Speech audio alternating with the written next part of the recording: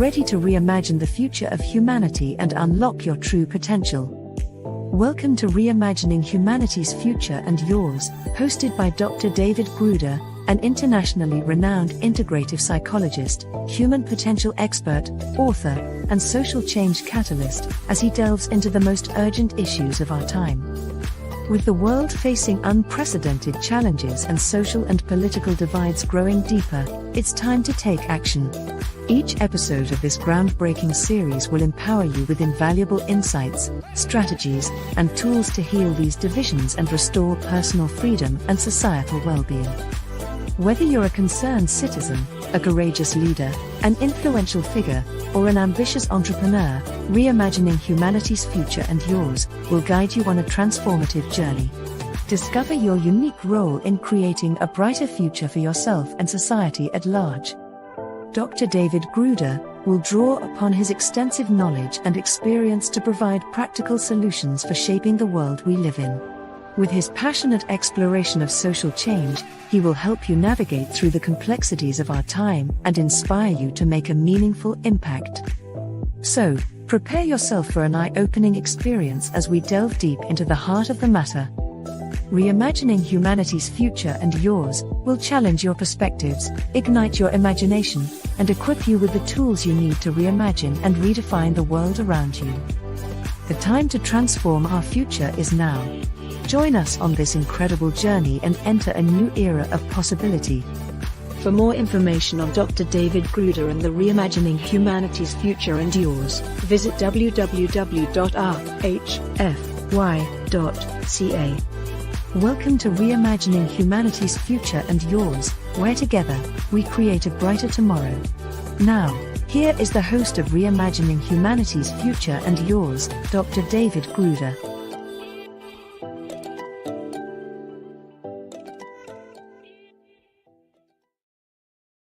Well, welcome back to the Reimagining Humanity's Future and Yours show on Relmar's CanCom Broadcast Network, proudly broadcasting from Canada to the world. I'm your host, Dr. David Gruder, the futurist, polymath of human potential, bottleneck buster, and civilizational architect who equips leading-edge leaders, influencers, helping professionals, and you with vital resources that make it possible for humanity's most spiritually elevated future to at last emerge. The title of this episode is Reimagining Creativity Part 1, The Doorway into Your Creative Life Force. Most people think of creativity as something artists, musicians, and writers do, but what if creativity is actually one of life's primary organizing forces for all of us? What if our relationship with beauty, imagination, and the creative life force profoundly shapes our nervous system, our consciousness, our well-being, and even our ability to navigate today's increasingly stressful world? Well, in this episode and the next, we'll reveal why partnering intentionally with your creative self is an essential life practice. We'll discuss the deeper truths about the creative life force and how it permeates every aspect of existence, why creativity is not optional, and how consciously cultivating your daily relationship with beauty matters far more than most of us realize. Whether you consider yourself artistic or not, this conversation may open the doorway to recognizing your own creative life force and expanding it in terms of how you experience life. My guest for the next two episodes is Laurie Morse. Laurie brings together worlds that are too often separated: art, healing, and consciousness. She has practiced Chinese medicine for 35 years, spent more than 20 years as a professional artist, and is the author of 3 books providing deeper perspectives on healing and transformation. Throughout her work, she has developed a profound understanding of the relationship between intuition, intention, creativity, energy, the nervous system, and our capacity to live from greater balance and wholeness. Her paintings are far more than visual experiences. Through botanical symbolism, layered texture, intuitive mark making, and what she calls visual alchemy, Laurie creates artwork that invites calm, deepens reflection, and reconnects us with the creative life force itself. Laurie also happens to be my wife, making this an especially meaningful conversation for you to eavesdrop on. And poetically, this is also the a show milestone. This is episode 60. So I'm delighted to welcome you back to Reimagining Humanity's Future and Yours, honey. Thank you. It's wonderful to be here. And in this first segment, Laurie and I will explore a question that almost everyone faces, whether they consider themselves creative or not. Why do so many of us feel disconnected from inspiration, beauty, and aliveness in our daily lives? And we'll examine the subtle symptoms of that disconnect and why reclaiming a relationship with creativity may be far more important than many realize. But before we delve into that, Laurie, please let us know a little bit about how your passion about creativity and connecting with the creative life force first emerged. Yeah. Well, so the creative life force is the same thing as the term chi, which is, what the Chinese medicine model calls life force, right? And you might have heard that word chi, but the way I like to think of life force is that it's like the wind. I mean, it's blowing the trees and the branches sway, but we don't see the wind, but we can't say it doesn't exist. And that same thing is happening in our body. It's pumping our blood and digesting our food right now as we speak. And what I've come to learn is that the entire impulse of the universe is creative in nature. And we are here in a human body on this planet Earth in order to co-create with life, with the universe. And that's a very, personal and universal thing. And nobody teaches us how to do that. In fact, we're kind of like programmed to the opposite, right? Like you're not creative, you're only born creative, choice few are born with talent. And that's actually not true, because I had not a creative bone in my body. I was one of those people who said, I couldn't draw a stick figure, but something in me, and it happened during menopause. It was an impulse that I could not ignore. I tried to. And all I know is that I was sitting at a table with a sketchbook and a few colors around me. And that when I did that, there was a stillness that kind of settled in. And that is literally was a healing force inside of my system as things were going haywire, as women know during menopause. And I couldn't ignore it. And I started realizing that, Chinese medicine being a healing art, and making art or visual, even just viewing art, there was a marriage there. And so I took the last 25 years to pursue what that actually means. And it's a big deal. And you said something that was a mic drop moment, so I'm just going to repeat it for our audience. Or paraphrase it. The entire impulse of the universe is creative, and we're meant to co-create with it. Exactly. And, there was something in the opening that said it's urgent, that we're at an urgent time. And I feel that we are at an urgent time to develop a relationship with our own creative life force, because it exists in every particle and wave of the universe. And so we're made up of those particles, right?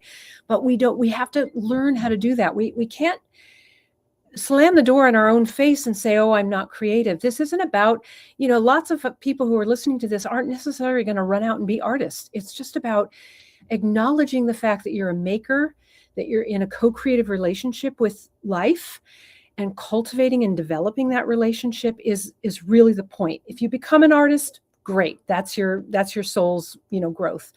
But our soul is starving and undernourished because it doesn't get enough acknowledgement for creativity or making or even just viewing beauty. You know how you feel when you walk out in nature being our greatest artist, right? With the most glorious colors. And when you're in nature and you're paying attention, if you're present, it does something to your system. Even the Japanese know that forest bathing is a thing. You walk in the forest and there's healing that happens, right? So yeah, so that's, and also beauty is the motivational force of the universe. Love is apparently love, or I've heard this, love is the expression and beauty is love is the essence and beauty is her expression. Why would we not want to get engaged in that? It's the point. Yeah. Yeah.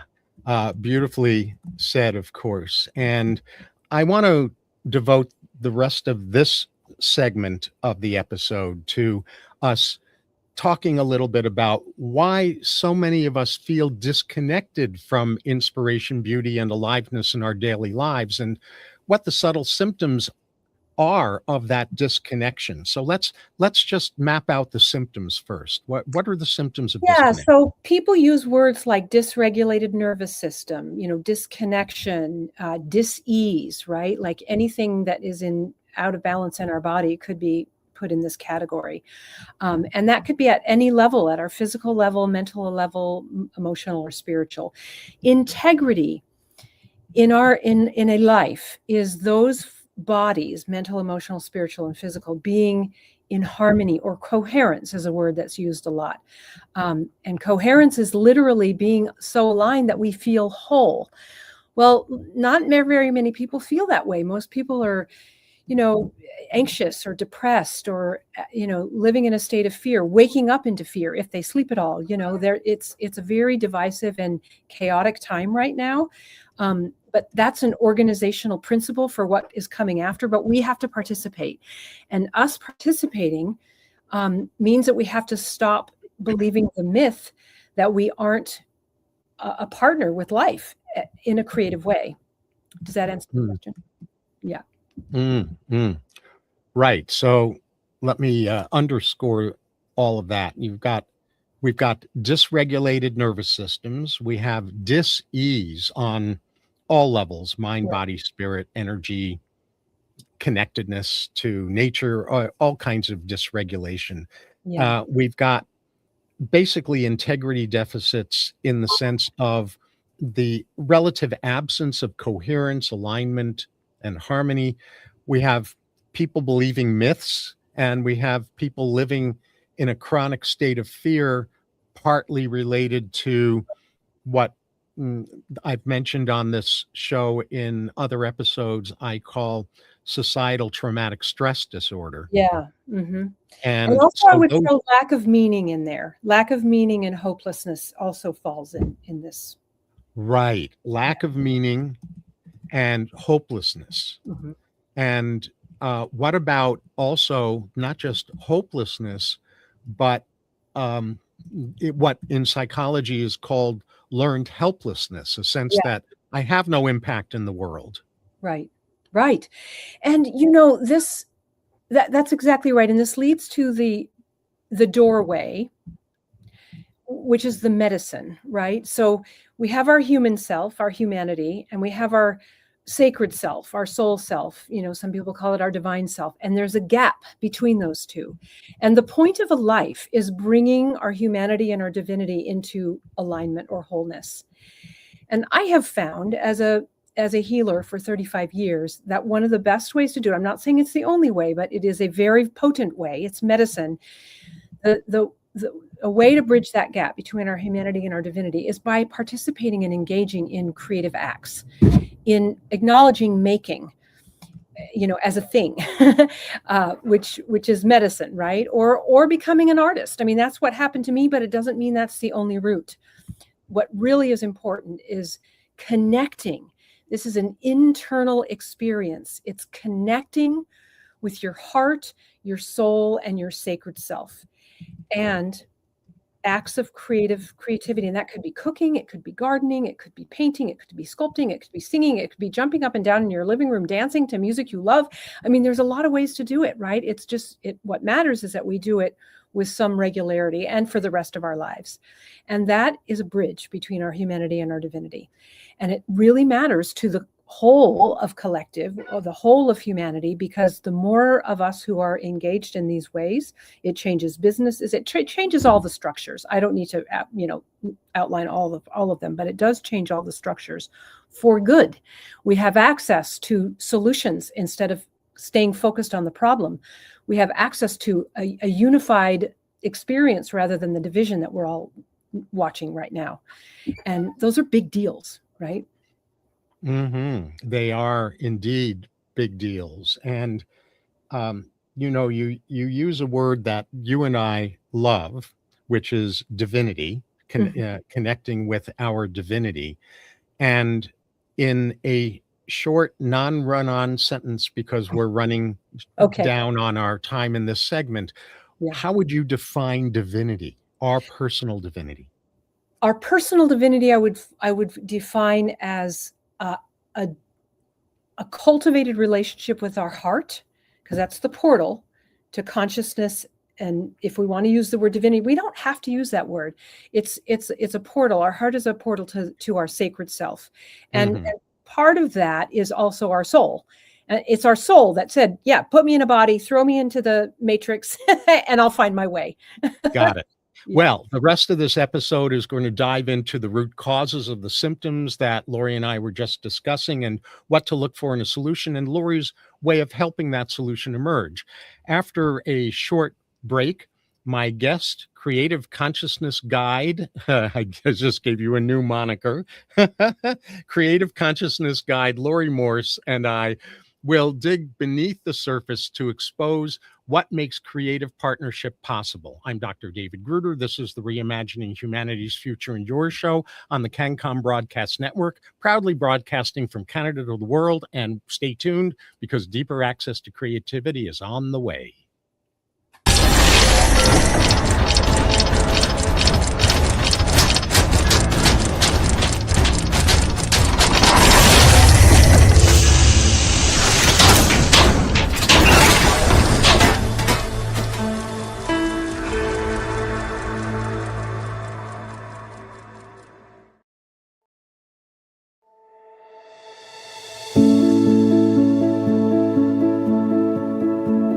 Are you looking for handcrafted quality that will stand the test of time?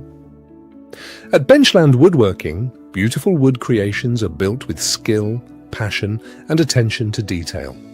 From custom furniture and home decor to unique handcrafted pieces, every project is designed to bring warmth, character, and lasting beauty to your home.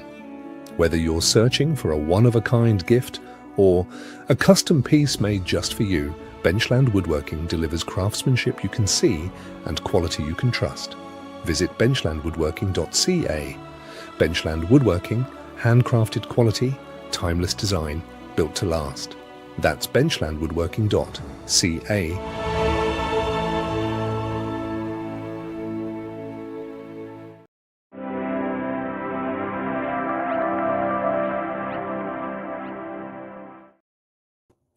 Welcome back. Before the break, my guest, creative life force philosopher and facilitator, Laurie Morse, and I discussed why so many people feel creatively disconnected without realizing what's missing. In this segment, we'll move beneath those symptoms to explore a much deeper layer or truth, which is creativity isn't merely something we do. It's one of the fundamental organizing principles of life itself. And Laurie will reveal what the creative life force actually is in an even deeper way, why every human being participates in it, and why our relationship with it it profoundly shapes our nervous system, our consciousness, and our capacity to flourish. What I wonder about, though, Laurie, is what are the root causes of the symptoms that we described in the first segment? Like, why are we so disconnected beyond the surface level of societal stress and nervous system dysregulation? I mean, what causes all of that in the first place? Yeah. Well, from my perspective and my deep dives into this very question, it's almost like it's a setup. Like if I can get a little bit, more than a 40,000 foot view, when we drop into a physical form, we drop in knowing that there's going to be a mystery to solve, or what is it when mice go in those Mazes? maze? Yeah, we're going to drop into a maze, but we are so sure on a soul level that we're going to find the cheese, and the cheese, from a human being's perspective, is this connection. So we're always connected. We just don't know this consciously. So the idea is to become exquisitely conscious that we are connected, to acknowledge it as we go throughout our day. Now, what tends to thwart that is we're always in our head, right? So we have this churning habitual thing going on where we're thinking and not giving any attention or awareness to the present moment. There's a saying that says the longest journey we will ever take is the 17 inches between our head and our heart. And it's not, it's true, right? There's truth to that.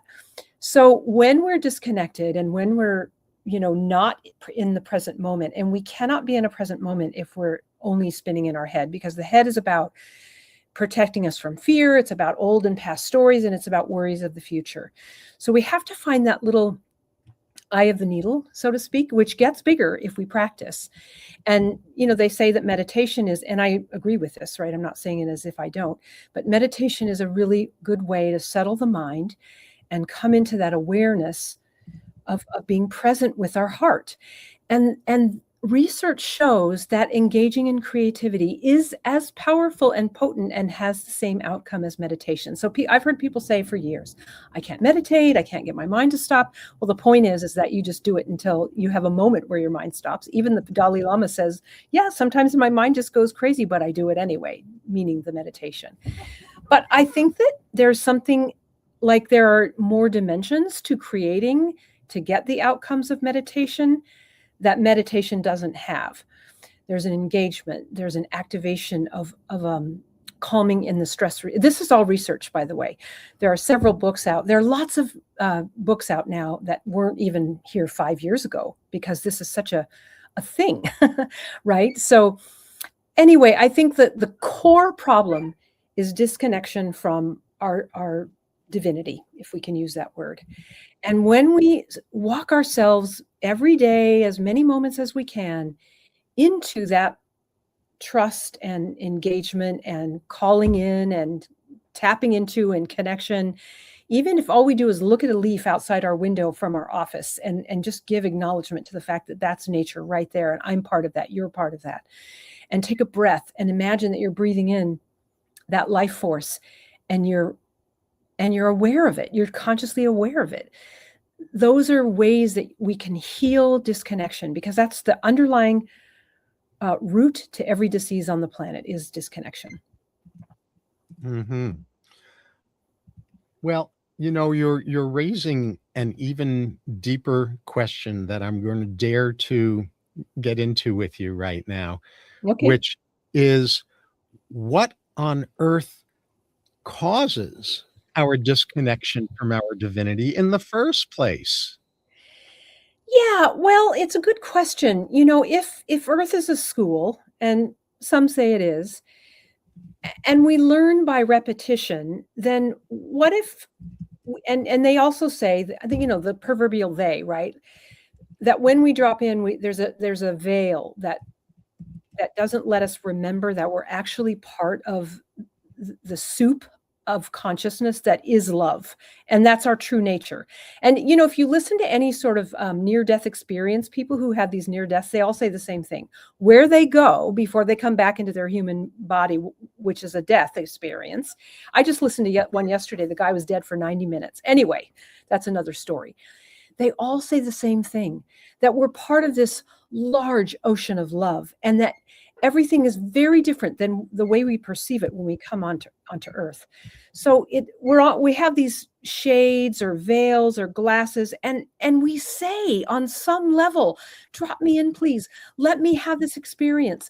I want to find that gold, which I'm going to call love, right? And that one of the ways to find it in that maze is by consciously engaging, intentionally engaging in creative acts in order to cultivate and develop that connection, so that we have access to it anytime, during arguments, during funny, twisted situations, or, harder situations. If we develop it when we're not in those situations, we have access to it when we are. And that's the whole point of a life. And this is the pièce de résistance, if I may.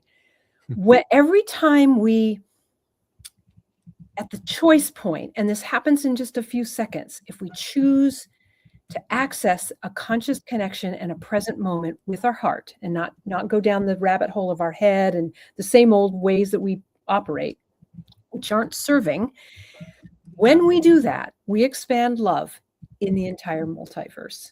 And for me, this is a devotion, because if that's the reason we come down here and do all this stuff, and because it expands love in the universe, I can get behind that. Hmm. Well, I've got a bunch of stuff to unpack there with Okay. what you said, because it's also juicy. And so one of the things that you said was that engaging with creativity has similar or maybe even the same benefits as meditation. It's And research that it has the same benefits. Yeah. yeah, and that deserves to be underlined, that that's not your theory. That's really been uh, researched and Fleshed out. verified. Right. Right. Exactly. And that we're always, in any given moment, we're at a choice point Mhm. around whether we're going to be choosing to access connection, and to access connection through our heart. And that leads to a kind of another dimension of root cause that I want to underscore, that you touched on, which is basically making our head more important than our heart. It's the tail is wagging the dog. Yeah. The Our head is a very valuable tool or instrument, Yes. as long as our head is in service to and harmonized with and functioning from our heart. Yes. And at a root cause level, what most people are taught to do in physical form is to make their head more important than their heart, so that the head is running the show rather than being an instrument of source, of divinity, of heart. Right. And Albert Einstein said this too, exactly that way, that our head should be in service of our heart. And here's the interesting thing. When we put our heart in the driver's seat and our head in the co-pilot seat, which is the way it should be, our heart includes our head. It's an inclusive setup. But when we allow our head to be in the driver's seat, it excludes our heart. It doesn't want to have anything to do with anything other than our head being the boss, being the main deal. And it cuts off so much wisdom and so much intelligence and so much possibility and so much capacity, that it's like living, a small little sliver of a life when we could be living a broader and more expanded life. And that's what everybody wants. It's why people drink. It's why people do drugs. It's why people, do all the things we do. We're searching for that connection. We're searching for that, that right placement in the seats. And there is a way to actually direct ourselves in order for that to put our head, in the co-pilot seat, and then let all things be sort of ordered accordingly, and it will get ordered accordingly. That's the design of being on this planet. But we have to be the director of that, and we have to choose it. And that has to be conscious and intentional. Right. And that brings up another layer of root cause, which I think is unresolved trauma. When we carry baggage Mhm. that is not converted into gifts, which Mhm. is what undesired and unexpected life experiences are meant to produce for us, is unexpected gifts. But Mhm. when it becomes lodged trauma inside our being, Mhm. it's what causes us to go into survival mode, where our head is in charge and our heart gets increasingly hidden. Mhm. Exactly. And this is where the NIH has done tons of research, and not just the National Institutes of Health in the United in the States. United States, and this is happening in all countries as well. And it's around PTSD, and we all have our versions of PTSD or trauma. It's not just related to war. Post-traumatic stress disorder, Yeah, PTSD. sorry, Mhm. I'm No, using all that's okay. lingo. Yeah, yeah. Um, Using a creative experience to be with that place in ourselves that is holding the trauma, in order for it to have a voice, in order for it to be seen, and in order for it to be reorganized, is in part what creativity does. And I felt that, for several years during this menopause thing. I don't mean to be continuing to reference this, but it's just where I could feel and see how potent this medicine, creativity as medicine is, because it would start changing things inside of me. I learned how to overcome feeling not good enough and unworthy. And we all have that. This is what the head does to us, right? We're not good enough. You don't have a creative bone in your body. You're unworthy. You have to rush through life in order to be anything good enough. There's so many ways. And I just directed myself to be in the moment with creativity so that I could actually access what was really true, because our head let us believe all of the trauma truths, right? And the beliefs and the stories that we create up around them. But there's a deeper truth that our heart holds, and we have to find our way into that truth in order to access our wholeness. And Awesome. Well, after the upcoming short break, we'll get to the heart of the matter, which is how to live in fuller and more consistent partnership with a creative life force. And one thing I'll quickly add is creative life force reconnection is a crucial ingredient in transforming trauma into gifts. And transforming the world. Yes. And I'm Dr. David Gruder. This is the Reimagining Humanity's Future and your show on the CanCom Broadcast Network. Stay right here because we are about to get into the heart of the matter.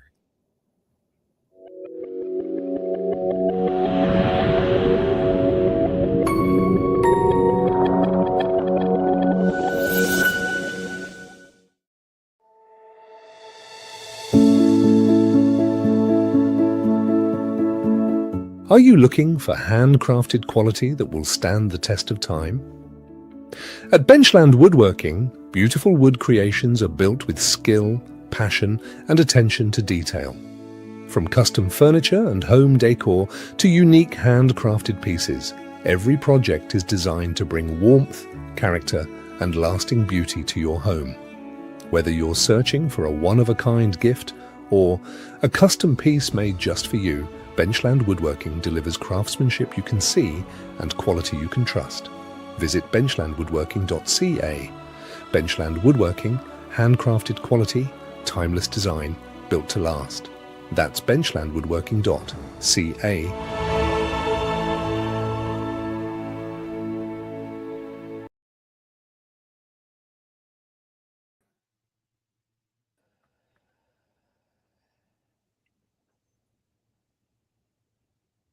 And we're back. Before the break, beauty-oriented nervous system educator and catalyst Laurie Morse and I touched on what blocks creative partnership with our divine self. And as I mentioned in this segment, we're going to delve into daily practices that can cultivate our relationship with the creative life force. So, Laurie, what does a daily creative practice that turns beauty into a discipline look like? In other words, how do we become better at turning ordinary moments into creative ones? Yeah. Well, the very first stop on this journey is the practice of being present. And it's why mindfulness is so important, and you can go learn mindfulness in any number of ways.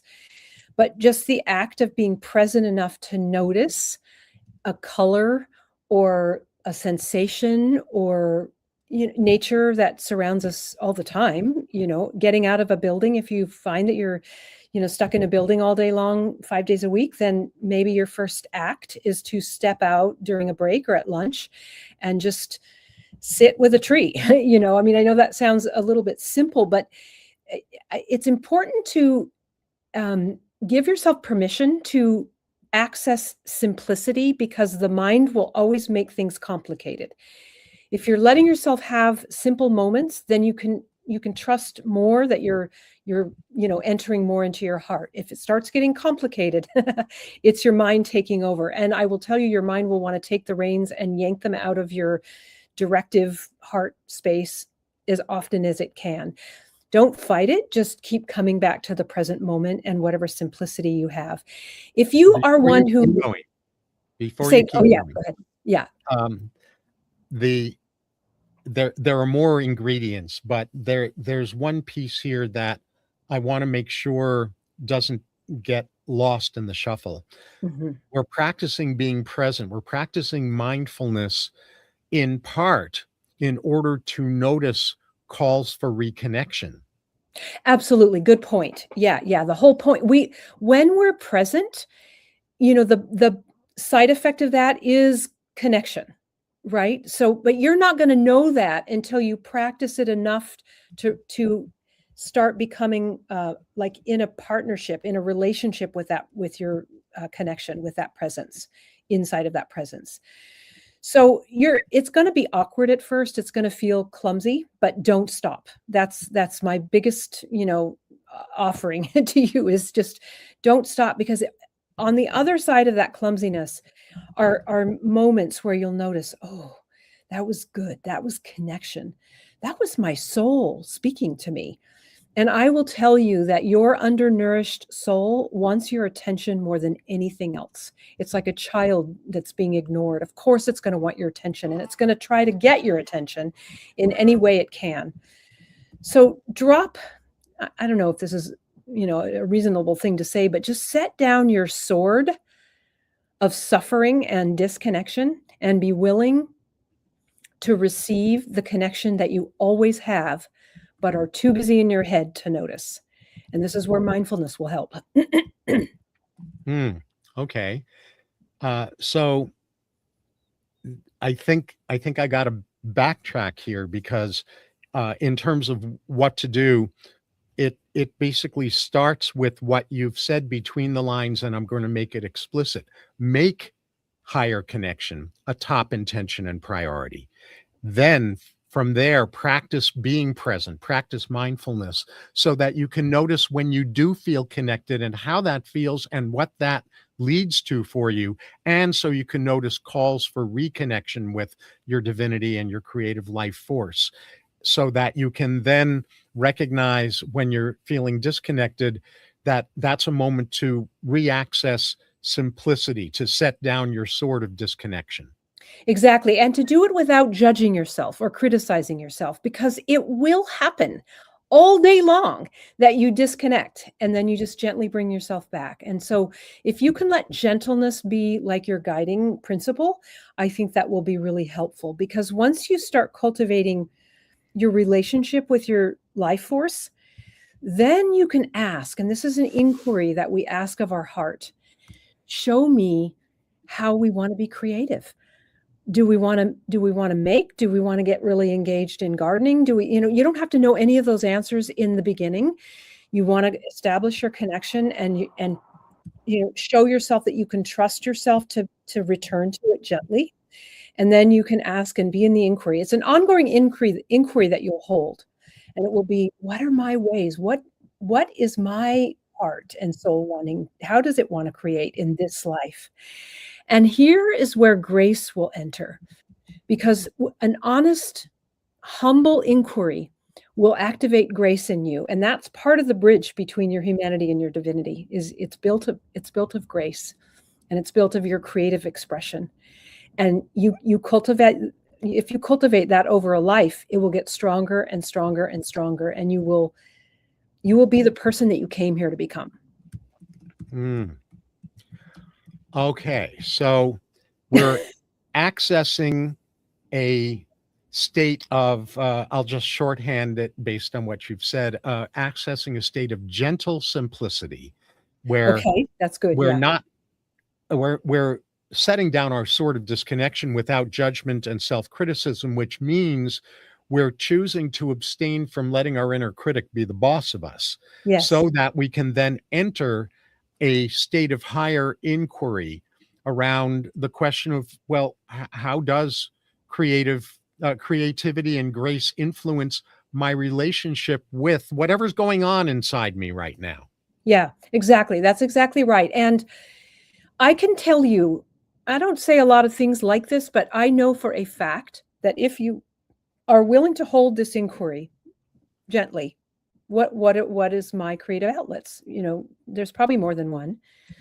And then you notice when your head wants to sort of steal the reins and tell you that you're not creative or you don't have any, and you set that aside gently and you just come back to the inquiry. You will be, come in connection or it'll cross your path consciously, not constantly, but consciously, what it is that your soul would like you to engage in. Well, that is another one of those mic drop moments, which is as part of that gentle inquiry process, asking ourselves and asking our higher self, our divinity self, what is my own unique creative outlet? Right. Let's think of it as two sides of a coin. On one side, you're viewing beauty, you're acknowledging beauty, you're giving your awareness to color and nature and anything else that you perceive as beautiful, because we all know beauty is in the eye of the beholder, right? So you want to seek out what is beautiful to you. Researchers show that something remarkable happens in our brain when we encounter beauty. And the key is we're encountering beauty all the time. We just aren't giving it any attention or awareness or conscious acknowledgement, right? So that's one side of the coin. Then the other side of the coin is what David just said about the inquiry.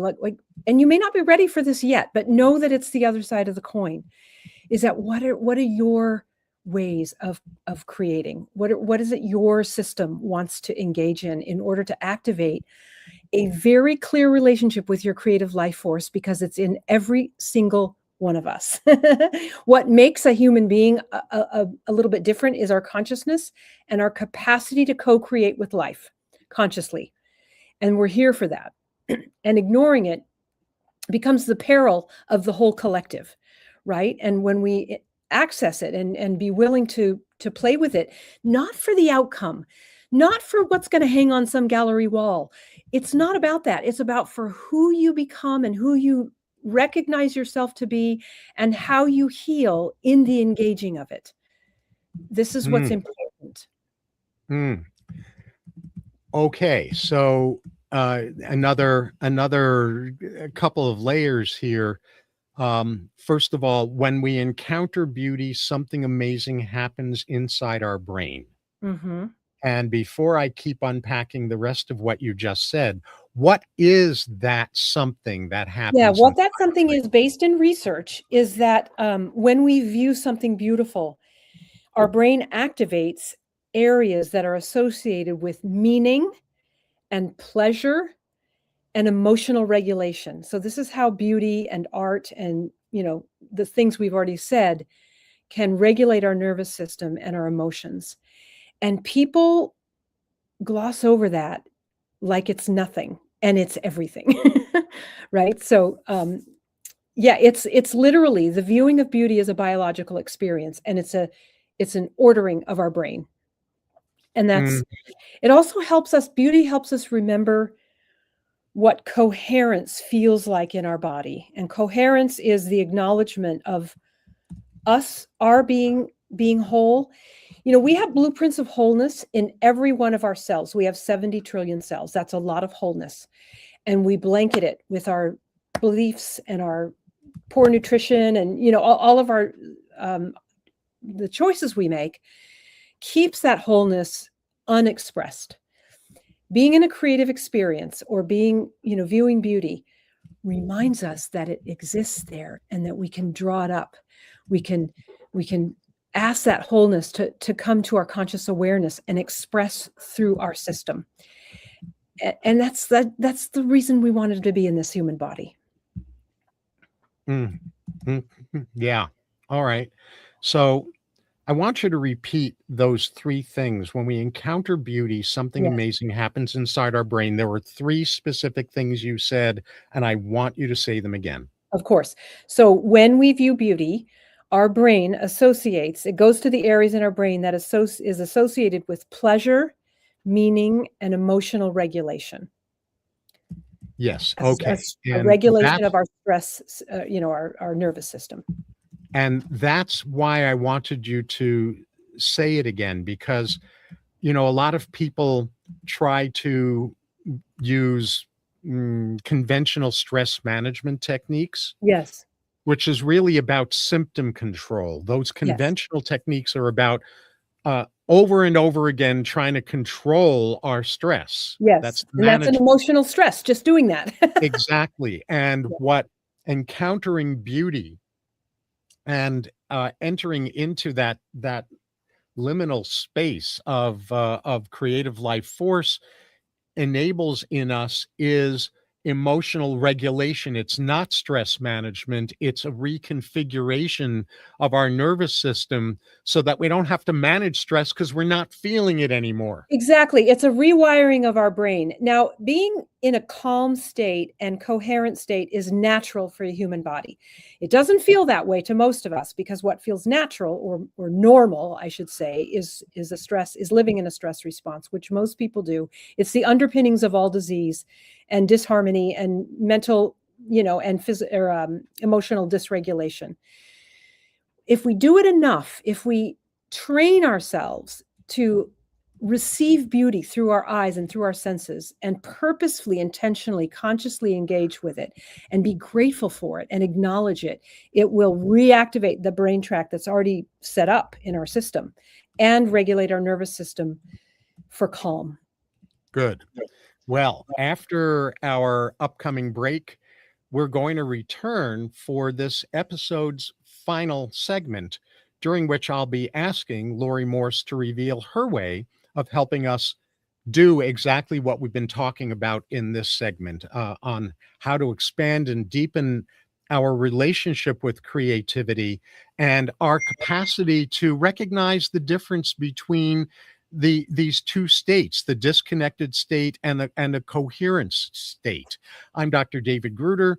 This is the Reimagining Humanity's Future and Yours show on the CanCom Broadcast Network, and we're going to return in a moment with some really juicy information about how you can really start to put this into action.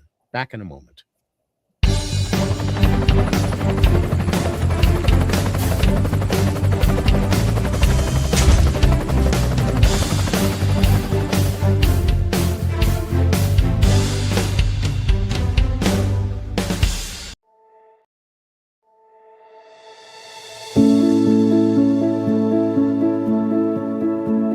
Are you looking for handcrafted quality that will stand the test of time? At Benchland Woodworking, beautiful wood creations are built with skill, passion, and attention to detail.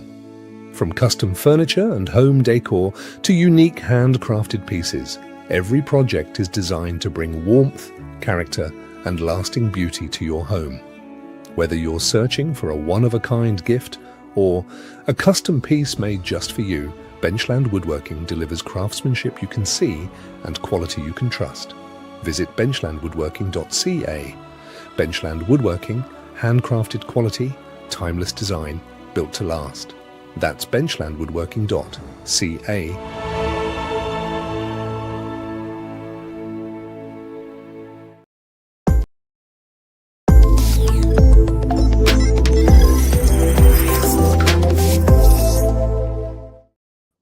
And now we're back. Before the break, visual alchemist Laurie Morse and I discussed moment-to-moment ways to tap into our creative life force. And as I already mentioned, during this final segment of this episode called Reimagining Creativity Part 1, because Laurie's going to be back with us in the next episode as well, the doorway into your creative life force, Laurie will reveal, and I'll say some things about her ways of helping people live in a state of creative partnership. And I'll then let you know about a special gift Laurie has for you for tuning into this episode and how to learn more about what she provides. And after that, Laurie and I will each share what we hope you've gained from this episode, followed by my closing comments. So Laurie, how do you help people live more fully into their creative life force?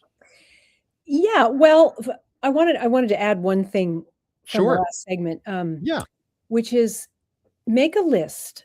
So this is I do this, and I have people do this, which is make a list of, and you might not have anything on the list yet. You might only have one or two things. This is going to be something that you develop over a little bit of time, of what you find beautiful. And when you see something that's beautiful, put your hand on your heart, because you're training yourself to open your heart to beauty, and then drop your head in your heart. Like the way I do it is I imagine that my head is in an elevator and it's just dropping into my heart. Now I might have to do that a million times a day, but it's better now. But it's a thing, right? So you just have to keep dropping, put your hand on your heart and acknowledge what you find beautiful around you. And when you're chopping vegetables, or playing with your pet, or planting a flower outside, or any of those kinds of things, ask, direct yourself to be present. Feel the leaves, feel the hair on your pet, all the things. Feel, be engaged, and just give yourself moments. These are gifts that you give yourself of being fully present with whatever you're doing, engaged, making with your hands, or acknowledging beauty. Those are the two sides of the coin, while you hold the inquiry open of what you find beautiful and what you may want to be in creative exchange with.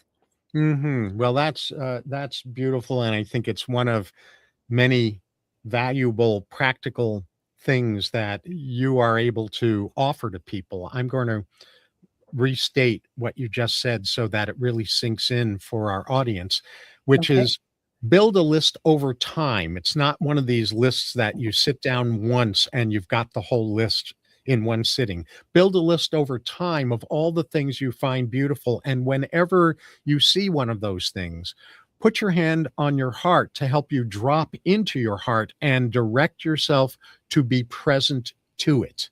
Yes. That's a really good practical thing to practice in and among other things. So, what else? How else do you help people live more fully into their creative life force? Yeah, well, I've already mentioned some of the mindfulness things. One of the things I know is that the soul is, so first of all, we have to acknowledge that we have a soul. Now, that may or may not be something that you think about very often, but our soul is the part of us that prompts us to evolve, right? To evolve ourselves as beings of love. And there are lots of cracks and crevices in our life where we aren't that. And the soul speaks in image, color, and beauty. And this is why it's so important. So, one of the ways I help people is to just bring their awareness and their consciousness to this idea. I also make art, and my art is very specifically, intentionally created with my creative life force, which has been expanding over time to basically be as big as the universe. When I'm in that zone of creating, I no longer play tug of war with what I'm doing. I'm just in it, and that comes through. That's held in the piece. So whoever you enjoy as art, whether it's mine or someone else's, I think it's important that you give yourself permission to collect, or purchase, or download. David's going to tell you about a complimentary downloadable option that you'll have. And what you want to do when you find your things of beauty, when you find the art that makes you feel is beauty to your eyes, encode in yourself an intention that every time you look at it, your nervous system settles. So these are touchstones throughout your day that remind your nervous system to come back into that coherence. You can, collect art, and if you don't do that, it will be more of a passing thing. It'll just be a flitting thing as you look at the piece of art.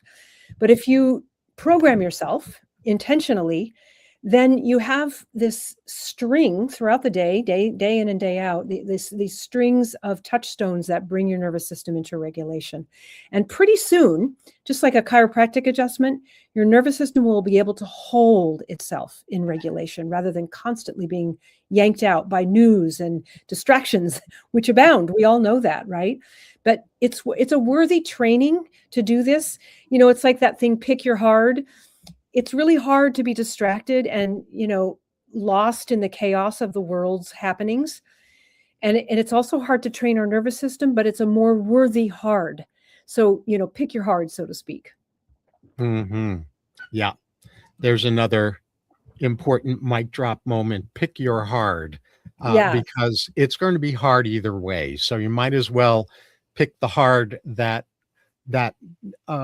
prompts you to reconnect with your soul. Right. And the doorways include image, color, and beauty, and committing to surrounding yourself with what we might call beauty touchstones, Hmm. these visual cues that that we can utilize consciously uh, through encoding an intention that every time we look at those, our nervous system settles and comes back into coherence. And calm. We have normalized stress. It's ridiculous how much we have normalized stress, right?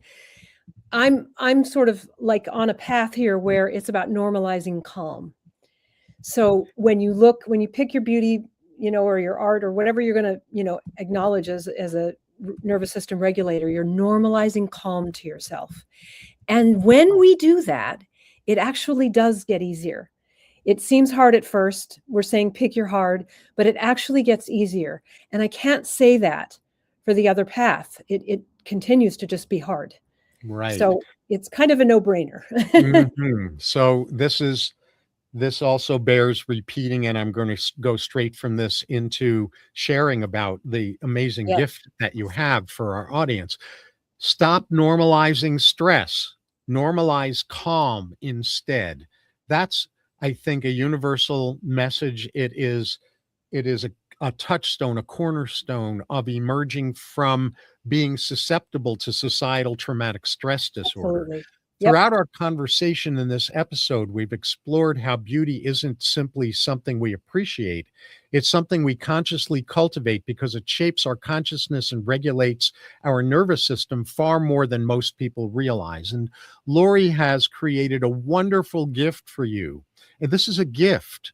This is not a commercial. It's a gift to help you more fully experience that for yourself. A complimentary collection of 5 digital artworks that she's consciously designed to help serve as daily touchstones for cultivating greater peace, normalizing calm, and that beauty and that nervous system regulation needs to be stimulated by what we surround ourselves with. So rather than simply admiring them as beautiful works of art, you'll learn how to use them as part of a simple daily practice that trains your awareness toward greater calm, resilience, authentic resilience, not stress management, and Right. wholeness. And you can receive your complimentary collection through this forwarder link, because the actual link is long. It'll be hard for you to remember. So I created a short forwarder link that'll take you there, which is thecess.com. That's THECESS.com. That's the Center for Enlightened Self-Sovereignty. Thecess.com/art. Very simple to remember. Thecess.com/art. Laurie, in a short, non-run-on sentence, what's the biggest takeaway you hope our audience received from this episode? I think the biggest one is that you are an aspect of creative life force. You are an extension of creative life force. Every particle in your being is creative. And turning towards that instead of away from that will be medicine. Yeah, beautiful. And my takeaway is there is no such thing as not being creative. There's just being in denial of that. There's just being disconnected from that. Yes, there is such a thing as depriving ourselves of fuller access to our creativity and developing more moment-to-moment access to and utilization of our creative life force. So as we move toward wrapping up this episode, I want to let you know again how to access the gift and access more about Laurie. So the gift is available through thecess.com, THECESS.com/art. And you can view all of Laurie's art at, and this is simple to remember too, lauriemorseart.com. So Morse is spelled like Morse code, M-O-R-S-E, and Laurie is L-A-U-R-I-E, lauriemorse.com. Thank you so very much, Laurie, for helping us. lauriemorseart.com. lauriemorseart.com. Yeah. You left out the did I? website. Yeah, it's okay. Art. Just You Oh, left out the art part. Yeah. When you said it. oh, Yeah. sorry. Thank you No, for no. catching that. Yeah. LaurieMorseArt.com. That's right. Thanks so much, Laurie, for helping us understand during this first part of the two-part mini-series you and I are doing about what the creative life force is and how to deepen our access to it, and for being here on my show. Absolutely. It was a pleasure. And thank you all for joining me for this episode of Reimagining Humanity's Future and Yours on the CanCom Broadcast Network, proudly broadcasting from Canada to the world. Every civilization ultimately becomes an expression of the consciousness its people repeatedly cultivate. And that's why Reimagining Humanity's Future and Yours explores the inner capacities that shape our collective future as much as the outer challenges we face. So until next time, notice one moment of beauty today and let it become a conscious act of helping shape the future you want to live into.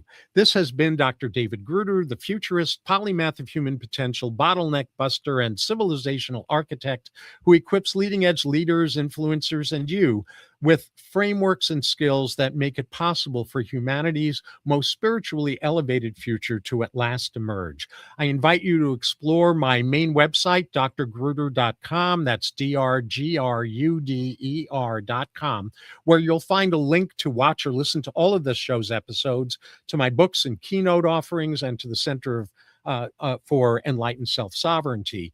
And I'll wrap up by just reminding you, the world needs you. Your nation needs you. Your community needs you. Your loved ones need you. You need you. And tapping into and creating an ongoing relationship with our unique forms of creativity is one of the underestimated and vitally important keys to helping create the future you most want to see emerge for yourself and the future that humanity most needs to emerge into, so that we can put an end to the craziness and the divisiveness and the societal traumatic stress disorder that engulfs us these days. So until next time, keep elevating your capacity to fulfill your highest calling, so together we succeed at building an elevated future for ourselves and for humanity.